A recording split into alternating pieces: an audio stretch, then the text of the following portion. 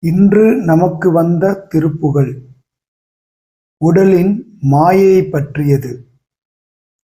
மின்னல் நிலைக்கும் நேரம் கூட நிலைக்காத இந்த உடல் வெறும் மாயை. கல் நிறைந்த அந்த மாய வாழ்க்கை வழியில் என்னுடைய ஒழுக்க நெறியும் அடியேனும் நிலை குலையலாமா என்று வள்ளியூர் முருகப்பெருமானை வேண்டும் விதத்தில் நமக்கும் மாயை பற்றி உணர்த்துகிறார் அருணகிரிநாதர். திருப்புகழ் எண் 635.